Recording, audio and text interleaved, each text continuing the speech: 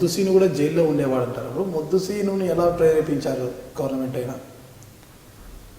Government కాదు, ఈడు motivate చేశాడు. సూరి మోటివేట్ చేశాడు. వాడు బయటకు వచ్చిన తర్వాత వాడు ఒక గ్యాంగ్ని తయారు చేసుకొని వీళ్ళకి టచ్ లేకపోయాడు. అప్పుడు సూరి మోటివేట్ చేసినప్పుడు సూరి ఇది ఉంటుంది, కానీ గవర్నమెంట్ హస్తం ఎలా ఉందంటారు? గవర్నమెంట్ ఎవరు, ఇంకా సూరి ఎవరు? సూరి జైల్లో ఉన్న ఎవరితో మాట్లాడతాడు? గవర్నమెంటే సూరితో మాట్లాడింది. పరిటాల రవి ప్రత్యర్థి సూరి. పరిటాల రవి చనిపోతే సూరి మీదకి పోతుంది, మాకేంటి? వాళ్ళు ఈయన నాయకత్వాన్ని కానీ ఈయనకున్నటువంటి అశేషమైన ఫాలోయింగ్ను కానీ దీన్ని డైజెస్ట్ చేసుకోలేకపోయారు. మొత్తానికి పరిటాల రవీంద్ర గారిని ఈ వ్యక్తిని ఉండించకూడదు, ఈ వ్యక్తి మనకు అడ్డు అన్న. ఆ రోజు మీకు గన్ పెట్టినప్పుడు ఎందుకు ఫైట్ చేయలేదు అతను మీ మీద? అది ఆ భగవంతునికి తెలుసు. అది మరో జన్మాన్ని ఫీల్ అయ్యారు, డౌట్ లేదు. అయిపోయింది చివరి రోజు అనుకున్న క్షణంలో. అంటే వాళ్ళు ఆ రోజు చంపాలనుకుంటే నాలాంటి వాళ్ళని ఎంతమంది అయినా చంపిండొచ్చు. అది వన్ సైడ్ అయిపోయింది. టార్గెట్ ఉంది, వన్ సైడ్ అయిపోయింది. 25 మంది. ఇప్పుడు రవి అన్నకు 5+5 గన్మ్యాన్స్. ఈయన గన్మ్యాన్లు 5 మంది ఉన్నారా? ఆ తర్వాత మాజీ X home minister Kala Venkatarao గారు, బొజ్జల గోపాలకృష్ణారెడ్డి, హనుమంతరాయ చౌదరి, అంటే పార్సారథి, ఇంకొకరు, వాళ్ళు వీళ్ళు 25 మంది గన్మ్యాన్లు ఉన్నారు ఆ రోజు. ఒక్క గన్మ్యాన్ కానీ వెపన్ ఆన్ చేయలేదు కదా. పరిటాల రవీంద్ర గారి హతమైన తర్వాత కూడా మీరు ప్రతి విషయంలో వాళ్ళ కుటుంబానికి అండగా ఉన్నారు. పరిటాల రవి చనిపోయిన అనంతరం జరిగిన ప్రతి అల్లర్లో కూడా మీరే మొదటి ముద్దాయిగా ఉంటున్నారు. పెట్టారు, కాంగ్రెస్ గవర్నమెంట్ రూలింగ్లో ఉంది, కేసు పెట్టారు. అంటే పరిటాల సునీతమ్మ నామినేషన్ రోజు, అంటే పరిటాల రవీంద్ర గారి మరణం అనంతరం సునీతమ్మ గారు రాజకీయాల్లోకి వచ్చారు. ఆమె నామినేషన్ రోజు పెద్ద ఎత్తున రక్తపాతం పారింది పెనుకొండలో. ఆ రోజు మీరు పెనుకొండలో లేరు, ఏఎస్ఐ పెనుకొండలో ఉన్నారు. అయితే ఏఎస్ఐ హత్య కేసులో కానీ లేను, అక్కడ లేకపోయినా మొదటి ముద్దాయిని చేశారు. ఆ రోజు జరిగింది ఏమంటే, సునీతమ్మ గారి నామినేషను, దేవేంద్ర గౌడు, కేశవ్, కాలు శ్రీనివాసులు, పార్సారథి, నేను అందరం ఉన్నాము.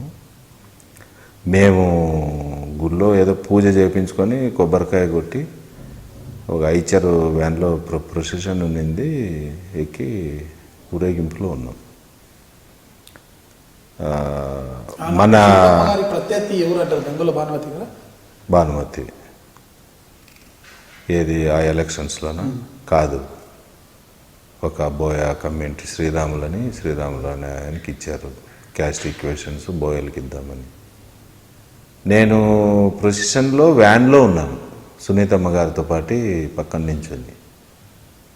మన మిత్రుడు, పాత్రికేయ మిత్రుడు ప్రసాద్ అని, దేవప్రసాద్ అని ఉన్నాడు, జెమినీ రిపోర్టర్, ఇప్పుడు కూడా ఉన్నాడు. గతంలో తెలుగుదేశం పార్టీ స్టూడెంట్ వింగ్లో పనిచేశాడు ప్రసాద్, జిల్లా జనరల్ సెక్రటరీగా చేశాడు. నేను స్టూడెంట్ వింగ్కి జిల్లా ప్రెసిడెంట్గా ఉన్నప్పుడు 85లో నాకు ఇమీడియట్గా ప్రసాద్ ఫోన్ చేశాడు, ఎక్కడున్నావు అని. ఇట్లా గుళ్ళో పూజలు అయిపోయినాయి, ఊరేగింపు స్టార్ట్ అయింది, సునీతమ్మ గారితో ఉన్నాను అని చెప్పా. అంటే మామూలుగా నాకు సునీతమ్మ గారు అనేది కాదు కానీ వదిన అనే అలవాటు, రవిని అన్న అంటాను, ఈమె వదినని, వదినతో ఉన్నాను అని చెప్పా. అంటే జాగ్రత్త, ఫైరింగ్ జరుగుతుంది, పోలీసులు కాల్పులు జరుపుతున్నారు, ఆ నాయలు నిన్ను టార్గెట్ చేస్తారు, నువ్వు రవికి ముఖ్యమన్నట్లు, నువ్వు జాగ్రత్తగా ఉండు, పోలీసులకు కనిపించద్దు అన్నట్లు అంతా చెప్పుకుంటూ పోయాడు. ఏంటి పోలీసు వాళ్ళు ఏంది, కాల్పులు ఏంటంటే ఎంతమంది చచ్చిపోయింటారో ఏమో, కాల్పులు జరుగుతున్నాయి అని అన్నాడు అని కట్ చేశాడు ఫోను. ఇదేంటి అని ఇలా మాట్లాడతాడు అని అనుకున్నాను. వెంటనే అక్బర్ ఫోన్ చేశాడు, ఇప్పుడు ఆంధ్రజ్యోతికి స్టాఫ్ రిపోర్టర్గా ఉండేటోడు, ఇప్పుడు ABN district incharge. Akbar phone చేసి అన్న ఎక్కడున్నావు అన్నాడు. అంటే తమ్ముడు ఇట్లా ఊరేగింపు ఉంది కదా, ఉదయంతో పాటు ఉన్నాను. ఏంటి ప్రసాద్ ఫోన్ చేశాడు, కాల్పులు జరుగుతున్నాయి అంటే, అవును కాల్పులు జరుగుతున్నాయి, నువ్వు జాగ్రత్త అని అన్నాడు. అప్పుడు వెంటనే దేవేంద్ర గౌడ్ గారికి ఫోన్ వచ్చింది చంద్రబాబు నాయుడు గారి దగ్గర నుంచి. అప్పటికే టీవీస్లో వేస్తున్నారు. మాకేం తెలియదు, మేము వ్యాన్లో ఊరేగింపులో ఉన్నారు మీరు. మాకేం తెలియదు. కాల్పులు ఎందుకు జరుపుతున్నారనేది తెలియదు, ఎంతమంది చనిపోయినారనేది తెలియదు, ఏమీ తెలియదు మాకు. దేవేంద్ర గౌడ్ గారికి సార్ ఫోన్ చేస్తే, సార్ అట్లాంటిది ఏం లేదు సార్, వేలాది మంది వచ్చారు, దాదాపు 50,000 మంది వచ్చినారు, పెద్ద ఊరేగింపు అది ఇదేం చెప్తుంటే, అలాంటిది ఏం లేదు కదా సార్ ఇక్కడ అన్నట్లు మాట్లాడుతుంటే, అప్పుడు పక్కన నేనుండి అవును కాల్పులు జరుగుతున్నాయి నిజమే అన్న. అంటే దేవేంద్ర గౌడ్ గారు సార్ నిజమేనంట సుబ్బు చెప్తున్నాడు అని చెప్పాడు. అప్పటికి అర్థమైంది మాకు, ఓహో కాల్పులు జరుగుతున్నాయి. నామినేషన్ వేయాలి, జనం చెల్లాచెదురైపోయినారు, భయంకరంగా మారణహోమం జరుగుతుంది. ఎటు తిరిగి సునీతమ్మను నామినేషన్ ఫైల్ చేయకోకుండా అడ్డుకునే కార్యక్రమంలో ఇది భాగం. ఆ ఏఎస్ఐని ఎవరు చంపలే. కాల్పులు జరిగినప్పుడు వేలాది మంది భయంతో పారిపోయేటప్పుడు ఈ ఏఎస్ఐ కుల్లాయప్ప రోడ్డు మీద ఉన్నాడు, కింద పడిపోయాడు జనం తోపులాట్లు.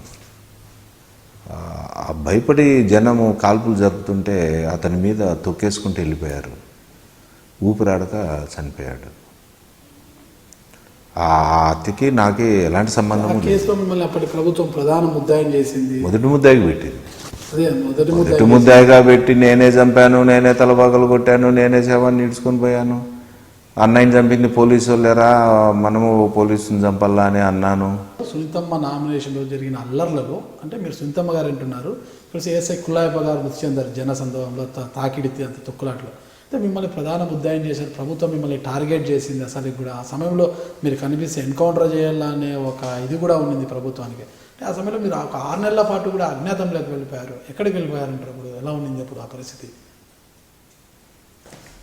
అది యాక్చువల్గా నన్ను కేసులో పెట్టినారనే విషయం కూడా నాకు తెలియదు.